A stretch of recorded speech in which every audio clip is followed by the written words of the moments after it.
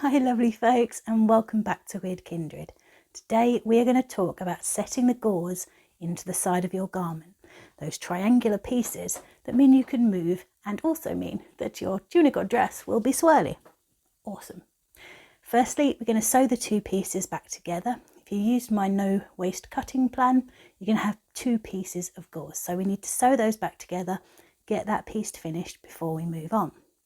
Then I'm going to show you how to seat them into this point here in the waist or right up under the gussets. Whichever method you're using will cover both. We're going to get them set in and we're going to get all the seam allowances tucked away nice and neatly before we move on to sewing down the lengths. Once we've got that done, I'll show you the method I use to give you plenty of access so that you can finish each hem as you do it and not get caught up with reams and reams of fabric, because particularly with dresses, once you get to that stage, there is an awful lot of fabric to manipulate. So a couple of little tips and tricks that are going to make that bit easier. There's a lot to do in this episode, so let's get started with joining those two pieces of gore together, getting that seam done. Let's go.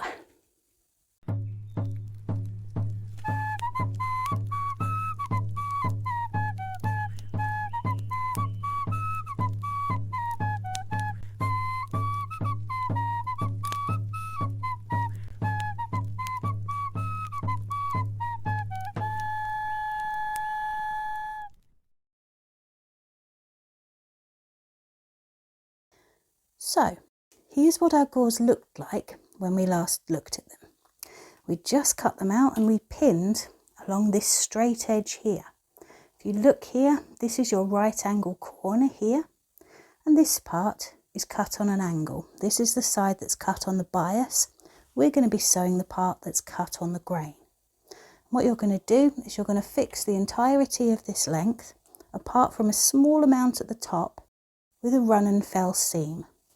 At the top here, rather than sewing all the way to the end, what I like to do is sew to about 1 inch from the end there, and this gives you the ability to manipulate these ends when you're tucking all the seam allowances in, far easier than if you've sewn all the way to the top.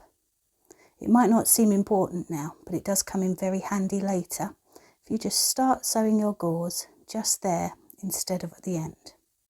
Again, as I do with most of my run and fell seams, I'll do a few back stitches to start, and then I'll run a running stitch all the way down to the end with the odd back stitch popped in.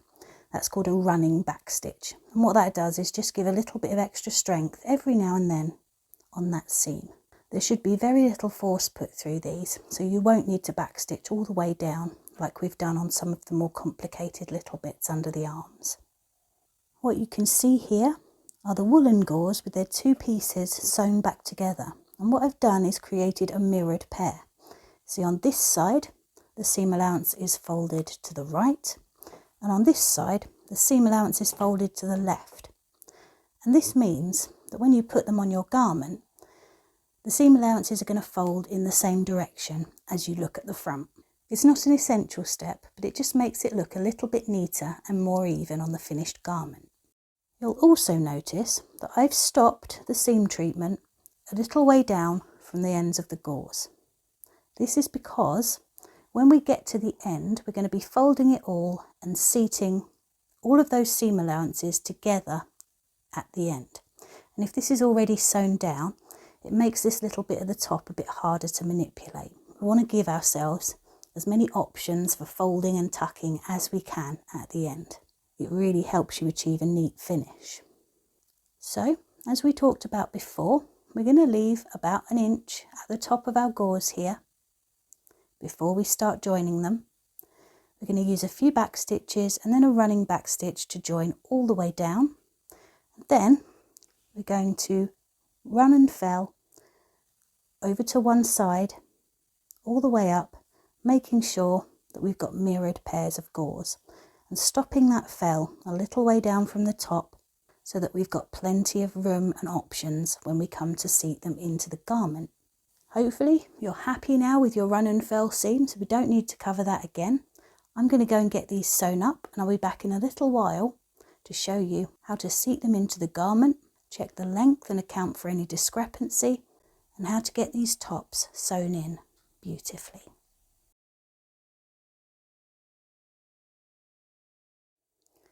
Now, once those have been joined together, you're ready to assemble your final pieces. So what I do is I lay out my garment, everything's right side up. This is the front of my garment here, it's right way out, and so are the gores. And I just lay them down and make sure I'm happy with which gore is going on which side. What you'll have is a mirrored pair, the way that I've got them laid out here. This is your initial seam, and the seam allowances are folded to the outsides rather than to the insides. It doesn't matter, whichever way you prefer to do this is fine. That's just my preferred method.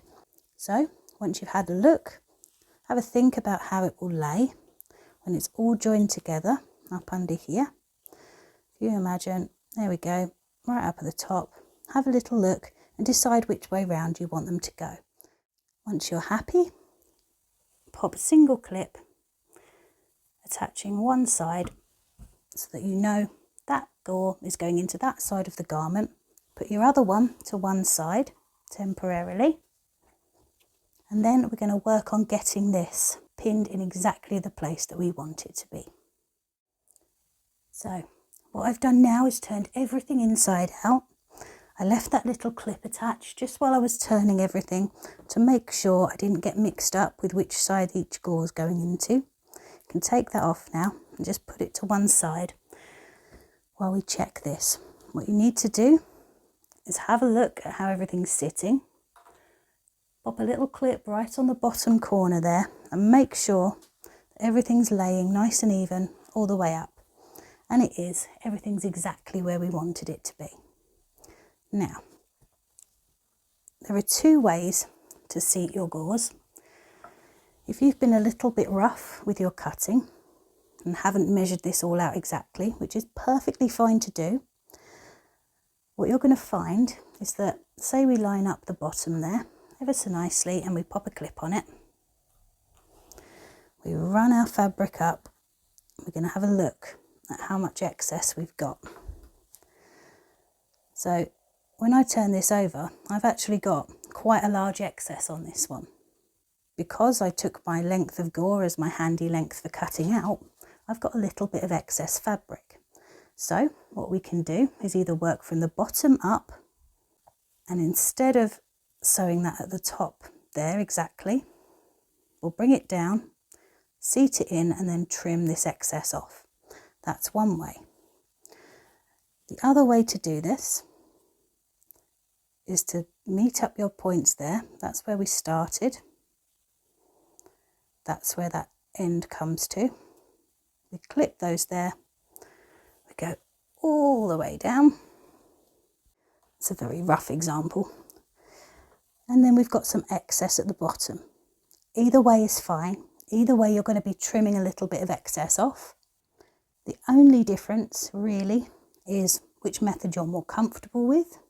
And if you've got very small gores, you're going to want to maximise the amount of fabric that you've got at the bottom, because you don't want the garment to be too small in circumference around the bottom for you to walk comfortably. So if you've got plenty of extra room in your gores, when you measured them out, you found that this distance here all the way across was going to give you plenty of room, then you could afford to lose a little bit off the bottom here, not a problem. However, if your priority is keeping this width at the bottom, then we're going to start pinning from the bottom, so that when it comes to evening up that hem, we're not going to be taking any excess off this, and that gives you a much wider hem at the end because you haven't taken off any of this excess width here. Really, in most cases, it's not going to make a difference. It purely is going to be which way you find easier, but I'm going to show you both so that you've got options. With this one, we're going to pin from the bottom all the way up, and with our linen ones, we'll start at the top and have our excess at the bottom. So I'm now going to get this all pinned together. I'm going to re-pin this bottom corner here while I do the first side of the gusset to make sure that I'm keeping everything as even as possible.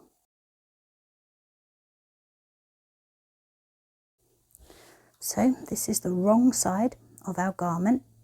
we need to actually be pinning right side to right side.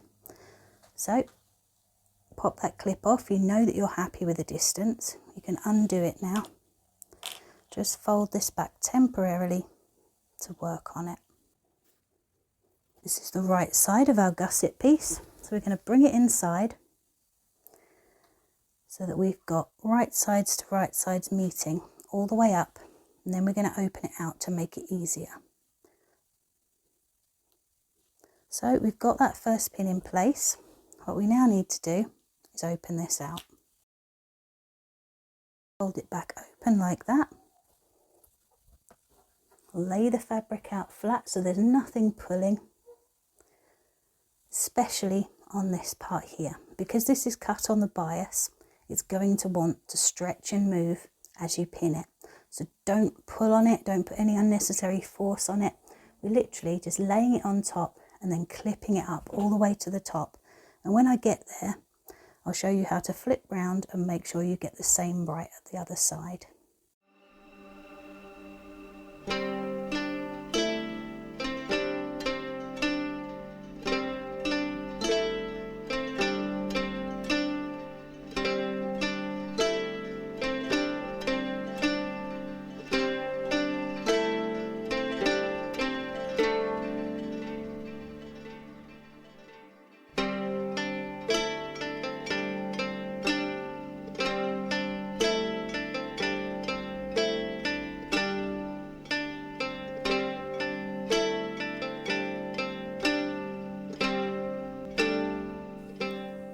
Now, when you get up to the top here, you've got to deal with this excess. What you don't want to do is end up sewing in a curved shape at the top here.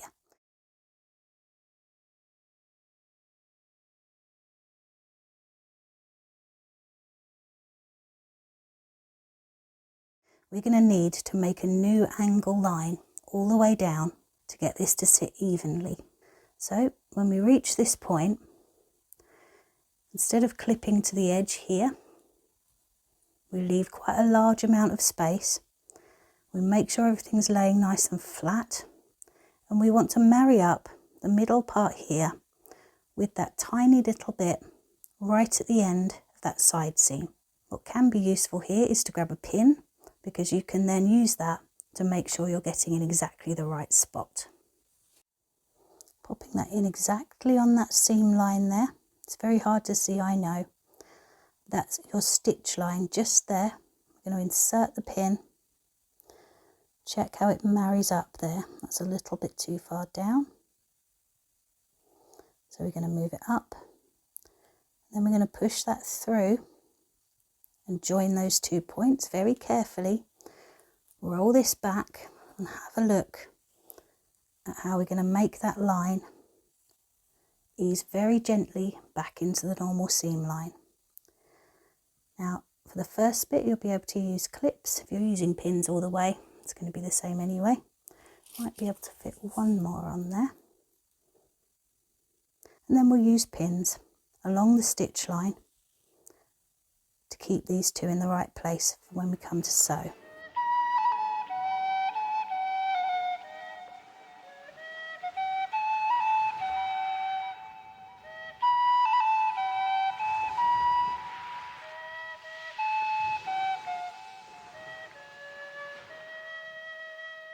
So if we look at that stitch line, when we're going to be stitching, we'll be following this edge here, this straight edge of the side of the garment, rather than using the Gore edge as our guide for stitching. When we flip it over, you can see that's a nice gradual curve into the slightly less acute curve of the rest of the gauze. But that won't notice, as long as you keep it slow and steady and all the time keep the same distance away from this line, you're going to get a nice even run to sew it in properly. This is the more complicated way to do it. Starting from the top here is a little bit easier, but we will cover both methods in detail, don't worry. Now when the time comes to seat in this other side, what we're going to do is come up to the top here, just check in on that seam there, make sure we're happy that it's all lining up exactly as we want it to. pop that pin all the way through to hold that in place as well.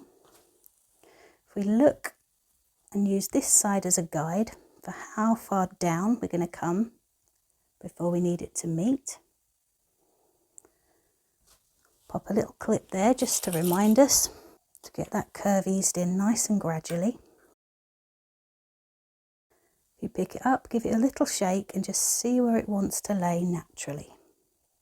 Pop a clip on there, and then we're going to get this secured in just the same way as we did on the other side. When you're pinning, make sure you're not going all the way through and pinning into bits of this, because you'll then have to undo it and it will be really frustrating.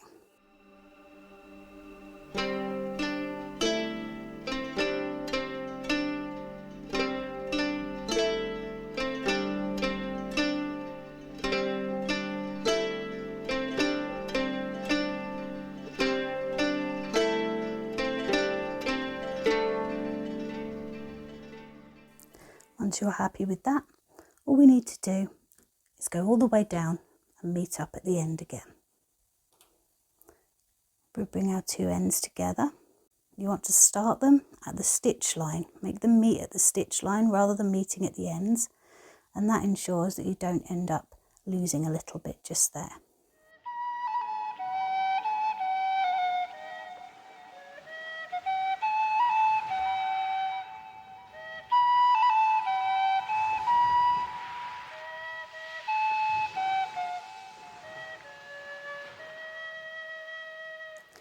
Once you're happy that all of that is pinned into place correctly, you are ready to start fixing in the top part of this gore. What we're going to do is just fix in the first 5-6 inches or so on each side, and then we're going to get that top bit all felled down so that all we need to do at the end is run down the sides and you'll be finished and ready for hemming. So let's look at the method for stitching this top in when we're using excess at the top rather than the bottom.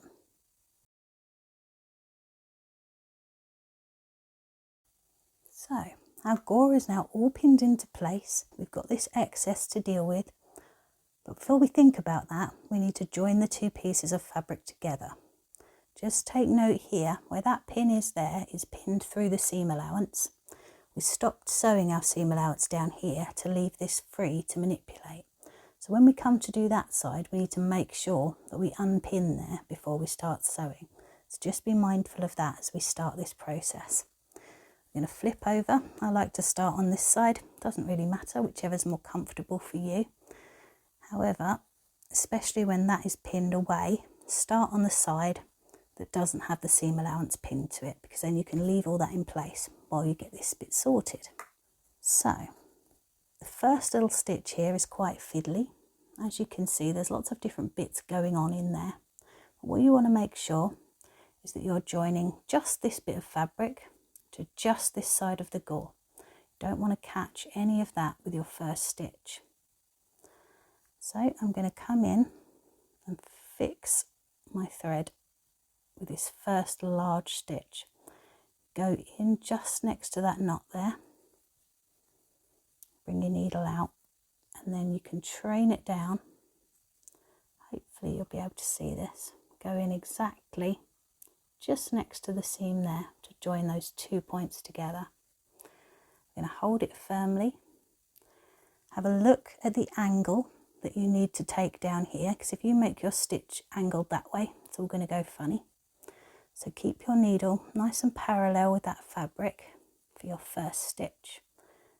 Just make it a nice, neat little stitch. Bringing this thread through, I don't normally do this, but for this particular section, it's very handy. If you divide your piece of thread exactly in two,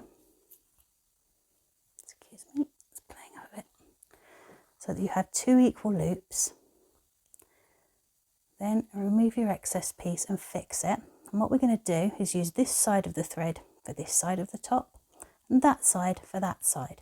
Just using one piece of thread to secure that means that that join is a lot stronger and a lot less likely to start gaping later on. So we ignore that bit of thread for a minute, and we're going to reinforce this first stitch that we've done. Come straight back through, check on the other side that you're coming out exactly on that line so that stitch is equal. Come back through, and then we're going to knot this nice and securely. You may want to try and slide a bit, just check you've got enough. Yep, we're still nice and equal. And then what I do, this little bit of leftover thread from when I was back stitching that side seam, tie it off to this for added security. This piece we're going to put to the side, this piece we're going to trim because we don't need any more. Now we have our first stitch in, we know that's nice and secure. What we need to do now is a few back stitches down here, the first few stitches, and then we're going to switch to a running back stitch and sew down until our thread runs out. About that far probably. We'll see how it is when we get there. All the time keeping our stitches parallel with this cut line here of the main body piece. Don't look at this bit for now. Just pin them together, ignore that, and sew in a nice neat line across there.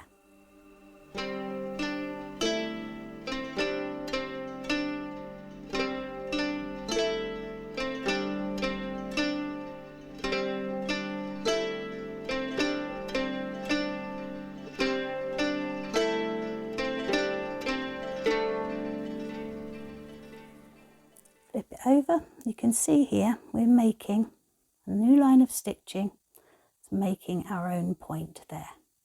Now we switch to the running back stitch, go all the way down, and I'll be back to see you when we're ready to do the next side. Once you've finished that initial line of running stitches, you've come down about 5 inches or so. You can see there, that's your line of stitching. What we're going to do is we're going to re-thread the other end of that long thread that we used to go down there. We're going to come across, secure it again, and get the other side in place. So the very first thing that we're going to do before anything else is bring this thread right up to the top, open up here, have a look at how that's going through. So I choose the start of the stitch again, join those two together lovely and neatly there. We need to come up into this middle section. At this point, I'm just going to pop this pin out so that we can very carefully again go through the fabric and out this side, just here. I'm going to take this one out as well so we can manipulate this backwards. You need to be aiming through the fabric, out the other side, right on that stitch line there. Then we're going to come and have a look at this side. We want to join these 2 points nice and firmly. So come through your fabric, into the stitch line that side, and then when you flip over, you want to be coming out just at the end of that stitch there. Meeting these points up as closely as you can means you'll get a much neater top at the end. So happy with that, you come through, now you're ready to make your first stitch. What you may want to do at this point is pop one of those pins over here to hold all this back out the way to make sure you're not sewing into any of this. I'm going to flip everything over. I'm going to pop our first stitch in again, try and keep parallel with this cut side of the main body piece. You see what I've done there? I haven't come in close to the stitch line, so we're going to come back, we're going to see what's happening. Pop in there. Even if you have to do each part of the stitch by itself, make sure this first one is right, because it's much more difficult to put it right later. Come back, down and in there, right next to the seam. You can see those little stitches in there, hopefully. You pulling all 4 of these pieces now really closely together. Pull that nice and tight. Go back in right against that seam line there and out to this side. That is now really firmly joined together at that point at the top there. Flip over.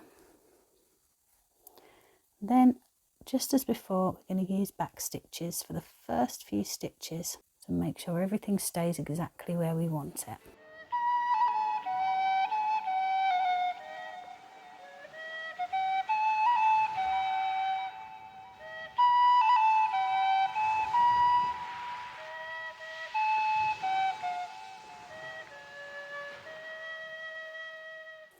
There we go, that's our first line of stitching. That's coming at quite a sharp angle there. Just keep it nice and steady and slow as you're pulling it in nice and neatly. If we look on the other side, that's all pinned together right now. Pop the pin out and have a look at the angle this side. There we are. If we hold those down, they're not too far off. Try and get them as equal as you can. This comes a bit easier with practice. It's also a lot easier when I'm not trying to show a camera. Now we're going to do our running back stitches for about 5 to 6 inches down here, and then we'll stop, and then I'm going to show you how to get all of these seam allowances trimmed and pinned into place beautifully so we can secure this top ready to finish the rest of the garment.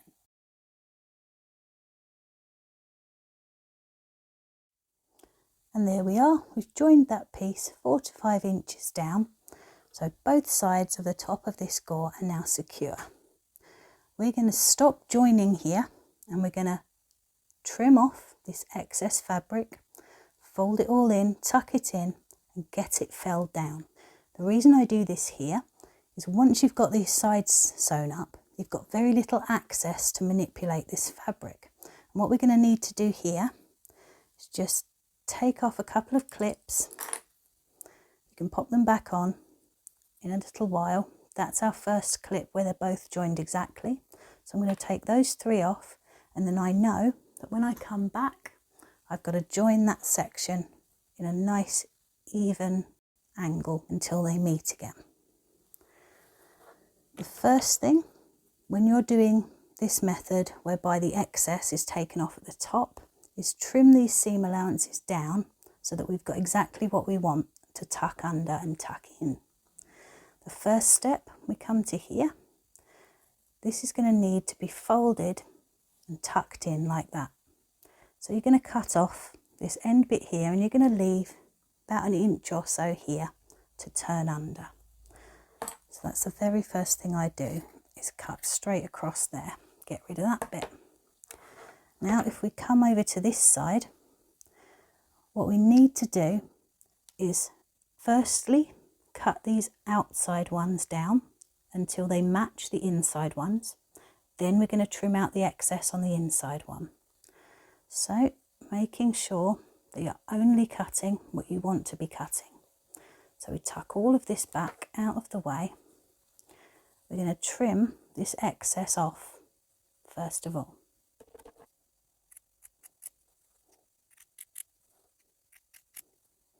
Trim down to just before the end of your stitching there. Leave that bit on there for now, it doesn't need to go anywhere. Just snip it off so that what you have is that equal seam allowance up to the top there. Same again on this side, making sure you're only cutting what you want to be cutting. Trim this back down. We'll come to just before we finished stitching. Once those 2 outside pieces are done, these are the bits that are going to be folded and tucked under. We need to trim out excess from here. Don't want to trim too close to the stitches, but we also don't want to leave too much bulk here as well, especially where all this is coming together at the top. You can see I've already cut this one down in preparation earlier on. That's about the width that we want underneath as well. here, where it's been split to the side, this is going to need to ease into a point. You don't want a sudden jump there. So what we're going to do is come to our point here, cut from this point that we've marked, that little mark there that we made all the way back when we were cutting out our fabric. That's our waist point, because these are gauze that are seated in at the waist. Then we're going to fade it in, making sure not to catch any of that fabric on the other side, nice and gradually. And then again, trim this off to just before those stitches end, to about where my thumb is there. So it's really difficult to show this on camera without it pinging back out of the way. There we go. That bit's a little bit fat, so I'm just going to take the excess off there. It's gone a little bit wonky. So you've got plenty of fabric to keep the joints strong, but you've taken out some of the bulk. Same again on this side.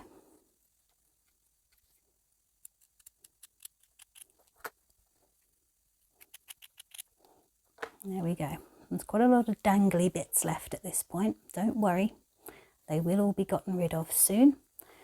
But leaving them on there now means that there's less likely to be any unwanted fraying or pulls on the fabric while we're doing this bit.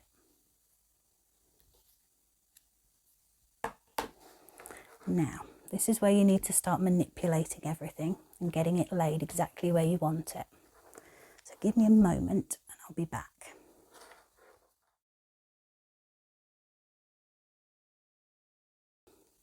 Now, getting all this folded into place and keeping everything in the right place with the right tension on it can be very tricky. You've got a lot of fabric to work with and you've not got brilliant access. So you can reach through the neck hole if you need to, and you can reach through this little gap we've made here in the stitching for each part as we go. Now, first of all, we're going to deal with these bits under here. You need to get those folded and rolled and tucked into place. Remember, we left a gap there so that we could manipulate all of this. Make sure it's tucked in nice and neatly on both sides. You can pop a temporary pin in just to keep everything roughly where you want it if you wish. Sometimes I do, it depends on how tricky my fabric is behaving.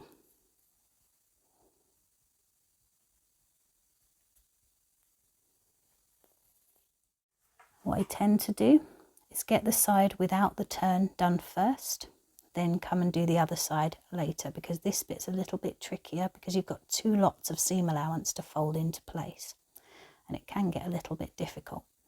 So tuck that under first of all, then fold the lot underneath. Don't worry about this side being too neat at the moment. Then what you want to do is tuck this round, getting all of that seam allowance in together.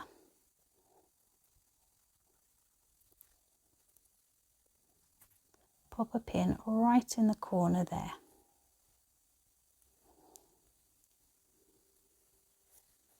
Now, that's trying to pop out. That's okay. It will do. It's very, very small amount of fabric that's being tucked in there, but you can make sure that's all right as you get a little bit closer.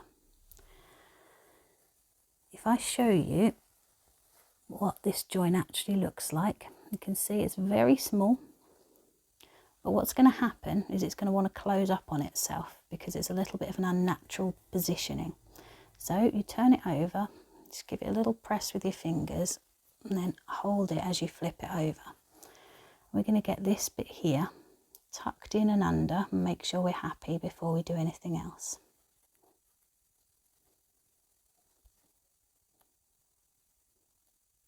Just a single pin in there, come down a little bit further. We're going to get this tucked in and then come back and revisit the top.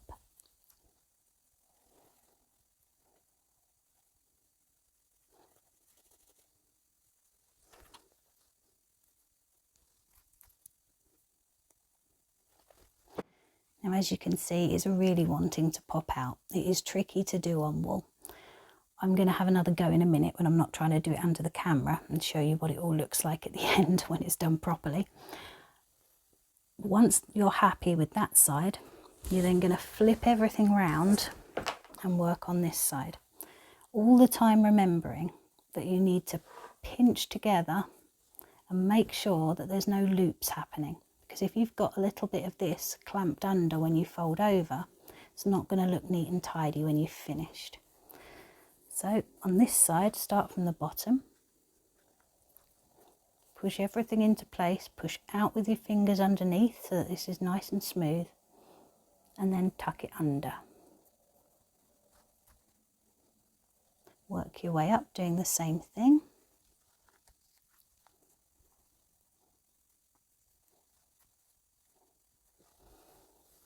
Remember, at this stage, all we're doing is encouraging it vaguely into the right place. With linen, it's a lot easier to get it folded exactly, and I will show you that in a little while. So you'll see again the easier method of doing it. I'm just showing you the general principles here. Fold that one, making sure again that everything's laying flat and where you want it. And as we get up to the top, we're going to tuck the whole lot in together so that nothing is popping out.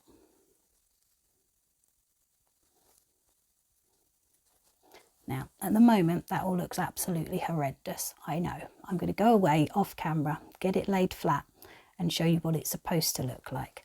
Before I do that, I'm going to pop all these pins out quickly, because if you're working with wool that isn't going to fray, you can avoid all this tricky folding. It's only so difficult on this wool because it's quite heavy. Now, what you can do, if you're just working with wool that isn't going to fray, instead of all that folding, is you just press everything and it will sit really nicely. And you can trim it in to match there if you want. If you've done this technique all the way along, you're just going to have these simple folds tipped out to the sides and pinned into place like this. So everything goes down nice and flat. This is the much easier way to do it when you're working with wool, because there's none of this complicated twisting and folding. What you need to do is make sure when you're sewing this that you're catching enough of it down to make sure none of these threads are going to come loose. This wool is a little bit too prone to fraying to use this method, which is why I'm fiddling about and getting rather cross with it. However, if you've got wool that isn't going to fray, just laying it flat and then filling down the raw edges is absolutely fine. So give me a moment. I'll be back to show you what all of this looks like pinned into place, ready to sew in just a moment.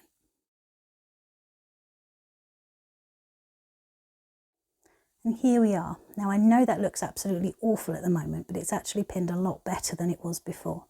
I pinned all the way down here to where I stopped felling the gores when I was joining them.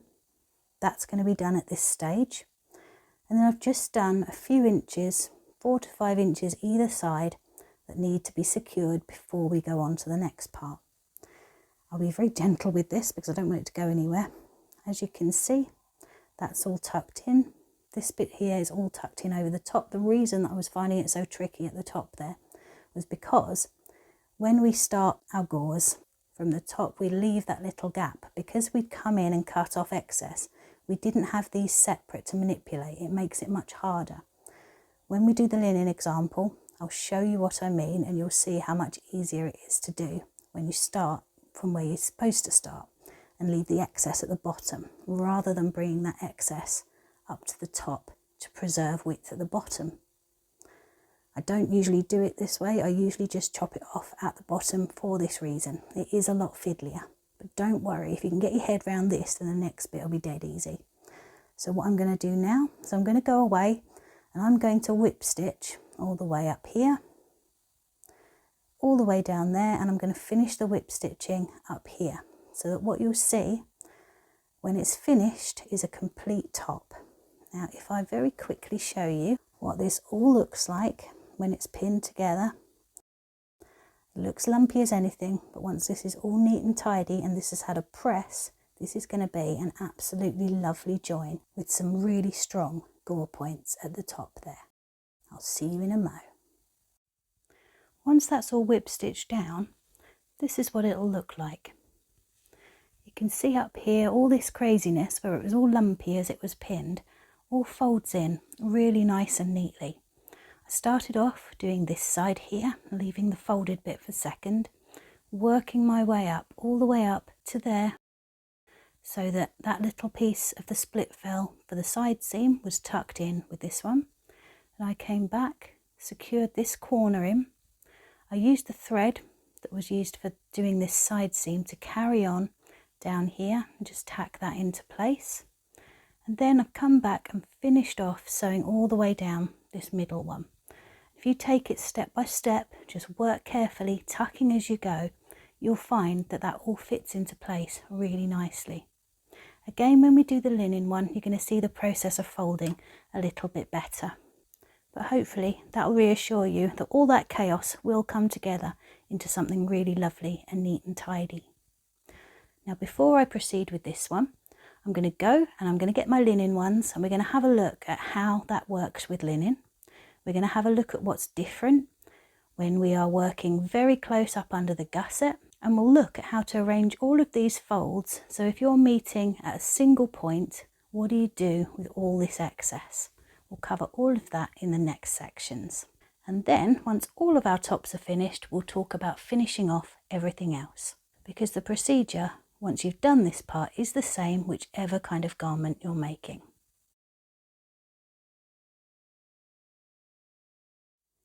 And here is our linen example. This has all been pressed, as have these matching set of mirrored gores that we've made here. And I've laid everything out right way up to decide which gore is going on which side. Just as before, I'm choosing to have the stitch line facing the front of the garment and this felled seam towards the back. You can choose either way, it really doesn't matter. I just prefer to go with this one. Once you've decided, just as we did before, pop a clip on just to hold the piece of the garment and the gore together. Take your excess gore, put it to one side, and then we're going to turn the whole lot inside out so we could start pinning it all together. This time we're going to start from the top of the gore and we're going to leave our excess at the bottom.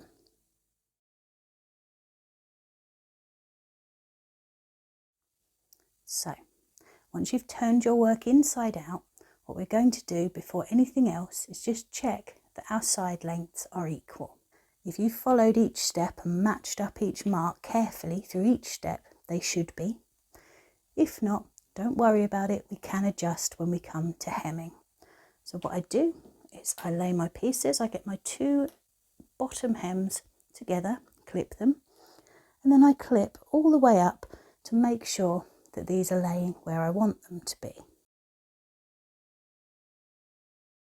You follow all the way up, and then what you can see at the end when you meet here, hopefully, is that all of that lays exactly flat. Now a small bit of ease either side isn't going to be a problem. A large bit you're going to have to even up at the end. However, this is looking lovely. So we're going to work on the principle that everything's as close as we can get it. If we open up here, you can see on this one, we've folded these under and tucked them in. You can see just there I had to reinforce that bit where that bit popped out. Just be careful when you're cutting these that you're giving yourself enough length there to really tuck it all in. And if by chance some does come out, you can just whip stitch over it to seal it in. So what we need to do is bring any thread that's in the wrong place out of the way, and then we're going to start to pin our gore into place at the top with no excess at the top this time. So the first thing that I do is I fold out these seam allowances back to where they were before they were tucked under. And then we take our gore piece. This is the right side of the gore piece. If we look up here, we've got this split. That's the start of the join. What we want to do is firstly align it right. So we're going to be putting right side of the fabric to right side of the gore. Pop them together. What you should see at that point is your line of running stitch there and your line of whip stitching, so you know that this is the wrong side of the gore. This whole thing has been turned inside out, so the right sides are here and here. Those are what are going together. Just as we did with the woolen one, we're going to use a pin to make sure that our first positioning is as accurate as we can get it. So we open up all this, move any loose threads out of the way, and then we're going to pop our pin just through above where the stitch line is. What I tend to do is make this first stitch hidden just behind this stitch here. So I'll come down a tiny bit, only a few threads, but it does make a difference. And make sure you're bringing, you can see there it's just come onto the wrong side. Make sure you're bringing your pin out just on the right side of that. It's a little bit fiddly, but getting this positioning just so will make you much happier at the end. So we've got our pin there. We're going to take it through just above where that stitch line ends, just there.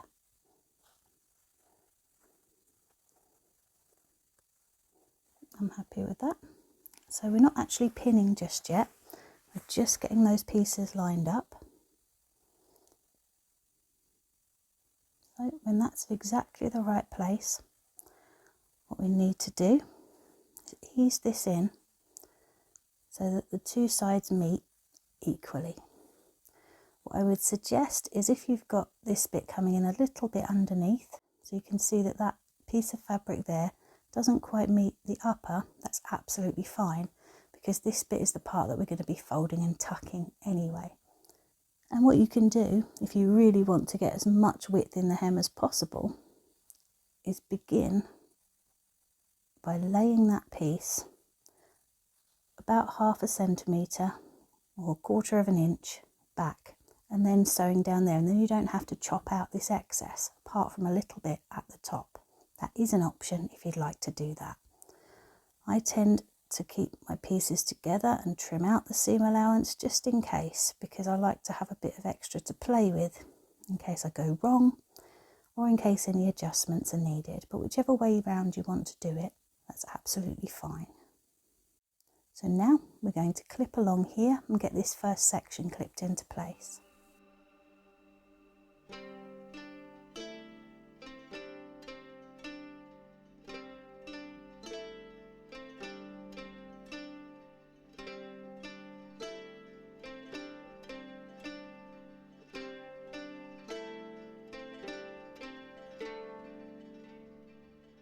Now initially, I only do a small amount. You don't need to clip all the way down at this point. Just get enough so that you can do your 5 to 6 inches just down here to secure this top part, and a couple of clips along so that when you open this hole up to tuck all these seams in, you're not going to put too much strain on the fabric or have it pulling too far out of place. Once you've done all those, you're going to come up and do the same again on the other side, just as we did before. Come right up to the top here, pop another clip on right there so that that's really firmly held in place, and then we're going to flip all of this up. You can, if you wish, leave that pin in there, it's up to you, or you can take it out and use it for the other side.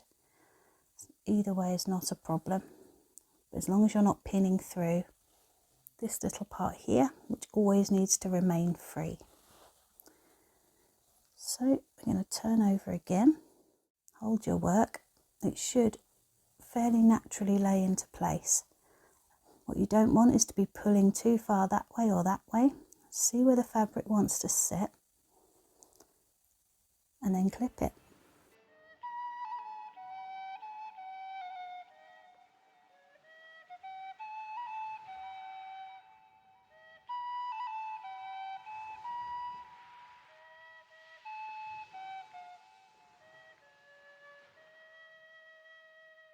Once you've done that, You've got the rest of the gore here. You can either clip that into place now if you wish, or you can leave it and come back and do it again once we've finished doing this little top part here. For now, we're just going to go and get this first little bit sewn up, ready to start tucking all these ends in. I'll see you in a moment.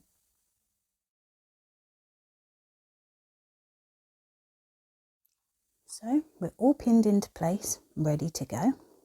We've got our joining thread on our needle, and we're going to do the same as we did last time, whereby we use half the thread for each side, meaning that we've got a nice strong join at the top here and one less knot to worry about unravelling. So again, I tend to start on this side. We've got our pin in there. We can take that out now. What we're going to do is join our thread under here, just as we did before. But then this time we can flip over and do our stitching from the top, because we don't have to make our own curve this time. We can use the fabric itself just as it's cut to guide our stitches. Take off that first clip and then have a look in here and make sure that we're happy with where we're sewing. So that is our top stitch, this section here. We're going to start just a little bit above that.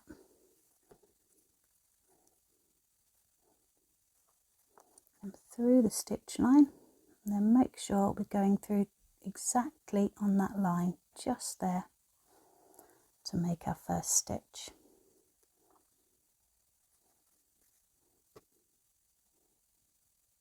We're going to draw our thread through so that we've got equal on each side.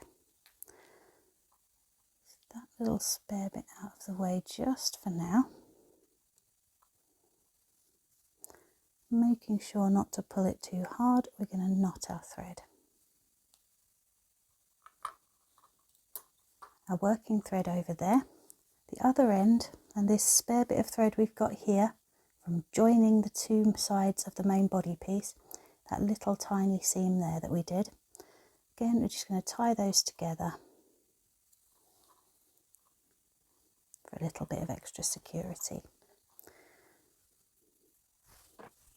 I'll trim off the piece that we don't need, and then we're left with the thread that we're going to use for the other side. Bring our needle through the work, just come in and check that we're coming through exactly where we want to be.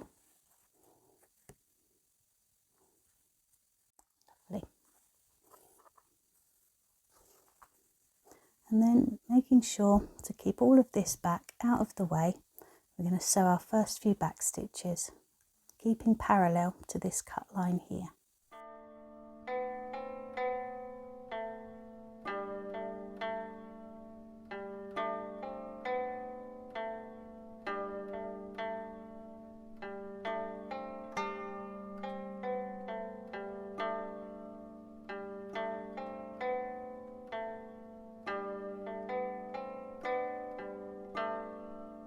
Once we've got those in, we can then switch to a running back stitch all the way down this section until we're happy or we've run out of thread. One of the two. And there we go. We've got our running back stitch down just a short distance. What we now need to do is come back up, re-thread the needle with that other side of the thread that we used to make this part. And then we are going to come through this seam exactly on the stitch line. Don't go below it, just come just that side of it. Come up through the first set, and then we've got these two pieces that we also need to go through. So again, come just up to the stitch line, come through. Then we're going to go and make our first stitch in this part here to join the other side of this gore. This point, open up here, just have a look where everything's sitting. We need to get this nice and tight in there. So we're going to go in, excuse me a moment, just on the stitch line there. Come out through there and then make our first stitch through there. Once you're happy with that placement, I'm going to come back up almost along that stitch line again, trying to keep parallel with this cut edge here.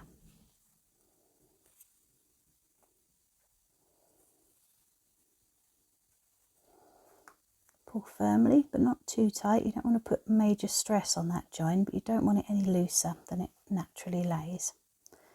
And then we're going to do exactly the same again.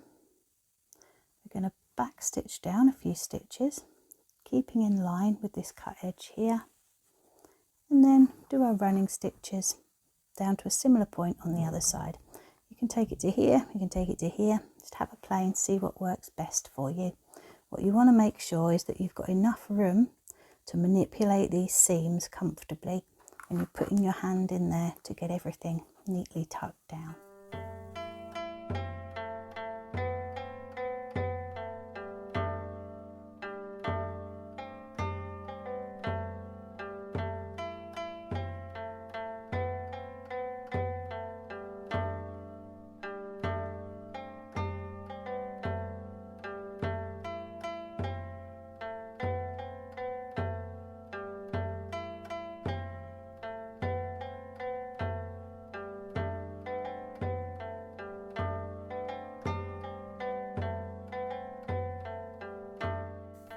Once you've done a few stitches, just come back up here, check that you're happy with how everything's laying.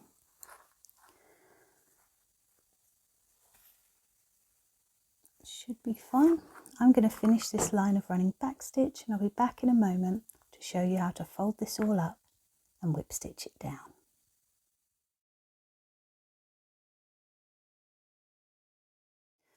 Once you've finished your little run of running back stitch there, we're almost ready to pin all this into place, ready to fold down.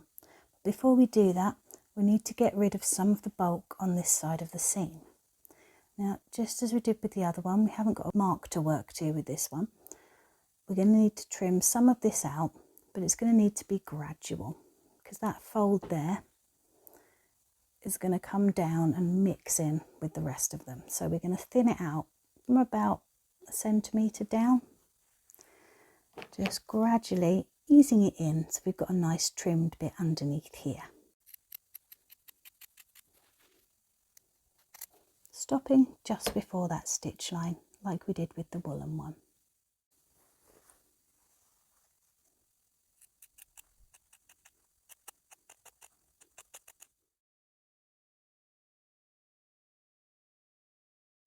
With all that excess trimmed away underneath, we're now ready to start pinning and folding all of this into place.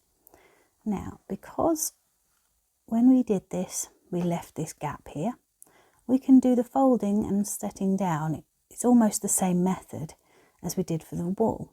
However, if your point is sewn all the way to here, so if there's no gap here, you haven't got the room for this to fold down and this to fold up as well, to meet in the middle.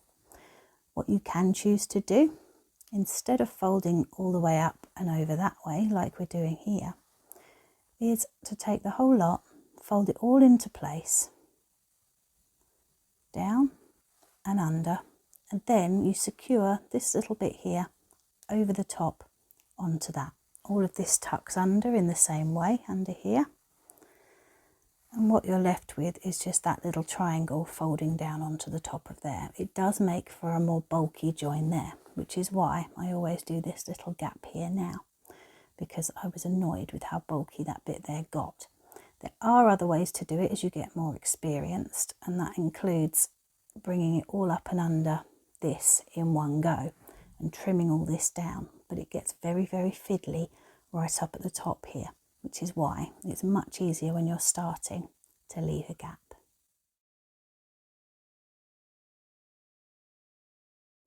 Now, when it comes to getting all of these tucked in, you can do the method we used with the wool, and that was to fold the top down, both sides together first, and then tuck it all in. That is an option. The other one, because we have a separation here, is to treat these two pieces differently, to take this piece here that's going to fold over everything at the end, but first to get this one tucked in and then do that one separately. This can make it a little more uneven at the top. Sometimes it's actually easier, depending on your fabric and the way you've cut it. It's going to depend on which method is easier for you. But I'll show you the different one now, just so you know it is possible. So we need to move that out of place first of all. Now this is wrapped around here, so there will come a point where that becomes quite difficult. So what you may wish to do is trim this off a little bit more again. Come to here. Just take that out so that fully separates the two pieces at the top. What we're going to do is pin up to here, then come and do this top bit.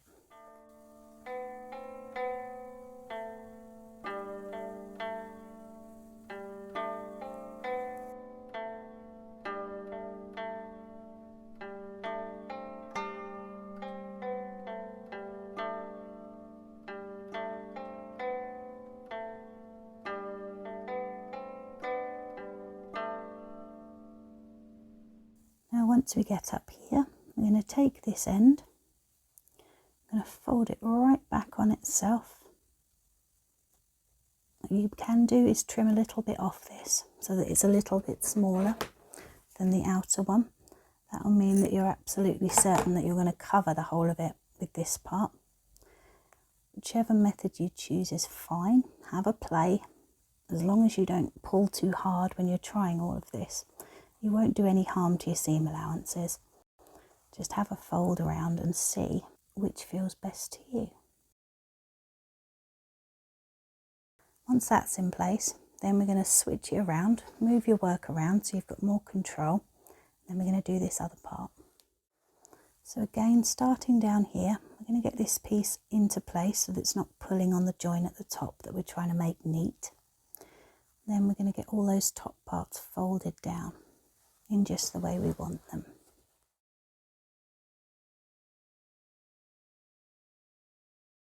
Once you get up to the top here, it is going to be a little bit difficult. There's going to be lots of switching the work round to get the right angle, because all the time you're doing this, again, you're making sure that none of this is rolling back under where it doesn't want to be. Tuck that down. Pop a pin in here as well to encourage that to stay in the right place all the way up.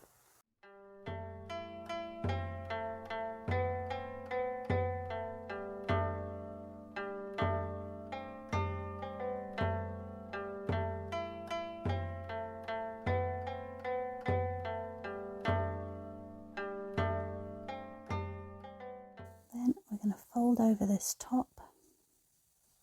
Don't catch that as you do it. Just come down and up and over.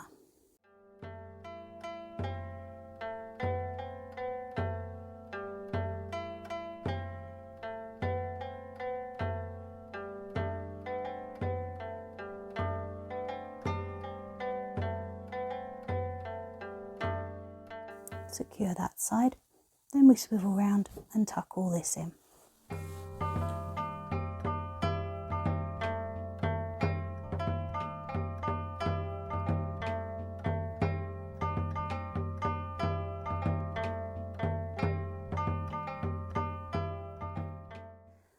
And there we go, that's now folded neatly.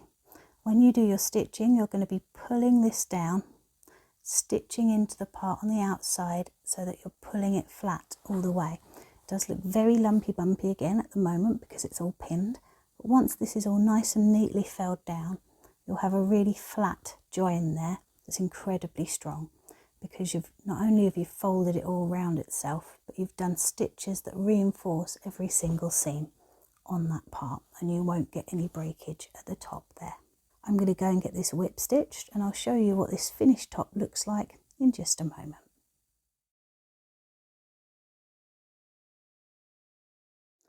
And here we are with our finished top of Gore seam, nice and secure. With this one, I went up this side first, lifting that part to secure that underneath there. Then I came up, tacked that bit down just to this part here, just to the seam allowance, not through the fabric itself.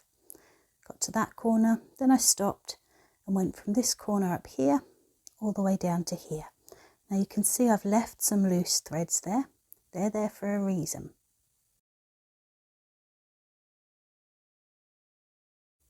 When you come to be sewing up the rest of these long lengths, what you're going to find is, once all the sides are closed, it's very, very difficult to manipulate these edges into place easily. So what I do is I sew all the way down this side, and then I come all the way back up with my felling. I leave this side alone entirely. Just do this side first. When I fell my seams, I always work from right to left with the turn up at the top away from me. You may decide to do your sewing differently. It may be more comfortable for you to sew in a different direction. And if it is, don't worry, just find your own method of doing this that makes it the easiest for your hands.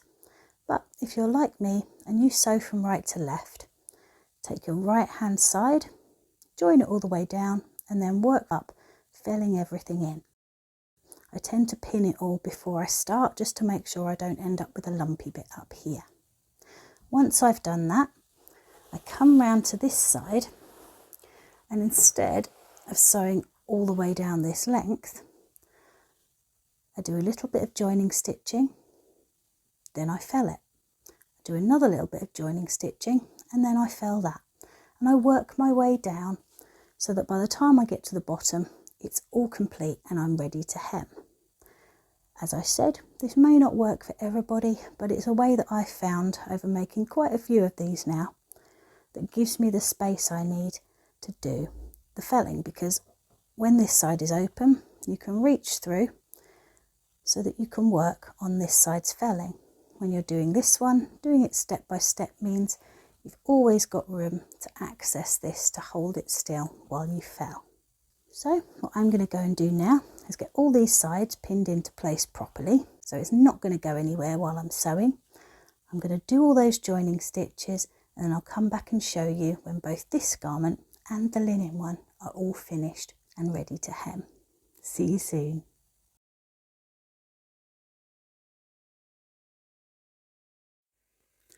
And here we are with 2 sets of gauze all finished. First of all, we've got our linen gauze over here. These are the ones that we sewed up right underneath the gusset. And then over here, we've got our waist gauze that start down here at that line where we made our shoulder to waist mark. Once I've finished getting these gauze sewn in, I give everything a really good press. And that really helps all these bits sit nicely. And it minimises the risk of any of this popping up and catching, which could lead to holes later if it isn't properly maintained. Let's have a close-up look at where all of these points join now. Here are the tops of our linen gauze. These are the ones that come just up under the gusset here. You can see here there's around 1 centimetre, a little bit less on that side, between this bit and that one. And that just gives you that little bit of extra room to make sure that everything's tucked in nicely. As you get more experienced, you can make this space smaller, so there's less of a gap there. But when you're starting, leave yourself that little gap, just to make sure that you don't end up struggling at that point. When you look along here, you can see that I've used 2 different threads here. That's our line of running back stitch there, and there's all these little tiny whip stitches just holding down these felled edges in a matching thread. There will be some variations in the shapes along here. The odd lump or bump isn't going to make a difference to how strong this is. So please don't worry about getting everything absolutely perfect. What you're looking for is to make sure all of your raw edges are tucked under so your fabric won't fray. And all of these corners are really well secured, so they're not going to snag or pull as you wear your garment. And here are the examples on wool. Once again, you can see all of those edges are well tucked in. As we talked about earlier, if you're working with a wool that won't fray, you can simply fold these out flat and whip stitch them down, instead of tucking all the edges under. I've chosen to tuck my edges under here just because this wool is very prone to fraying, and I feel a little bit more secure with those edges tucked under. This is our under gusset to waist section. So we have this longer gap here between our gusset and our shoulder to waist point. And as you can see, these gores flare out a lot faster than the ones on the linen garment. You'll find this if you're using gores from the gusset, they will be much thinner at the top because they've got that longer distance to expand along. So you'll find that these joins here at the waist are that much wider. A slightly closer up view here, you can see all those little whip stitches holding everything tight. You can see it does bulge there ever so slightly where that one meets. You may find yours do this too, but as long as you're keeping everything well tucked down, it's not going to be a problem. Especially if you're using a matching thread, as you'll barely see your stitching. Otherwise you might see a little bit of change there on the outside. But that will come easier with practice and time. Now let's have a look at the other sides of these. And here's what you'll see on the outside of the garment. You can see that join there is really secure, it's held tight, and the gauze below spreading out beautifully. Everything's tucked in, neat and strong. There's your little line of whip stitching, just showing through very faintly. This is thread drawn from the woolen fabric itself, so it's very hard to see unless you're looking closely. That's what you can see just there. And there, the finishing felling stitches. Let's have a look at the other side. And the same again on the other side. If you remember back to when we were seating this first part here, we started sewing in the gauze just before that point there, which means that this part of the side seam covers up that join really nicely. Here we've got the right side of that under gusset gore in linen. These little skinny triangles right up at the top here are made with exactly the same procedure. We've just left that inch and a half here to allow us to make all of those turns and keep everything lovely and neat at the top here. And as I pan up here, you can see that underarm gusset all sewn in beautifully as well. All the crispy lines make me really happy. And just the same on the other side, except this one is folded to this side instead of that side. That's the only difference there. When you look at the front of the garment, they'll both be turned backwards. This is the front and this is the back.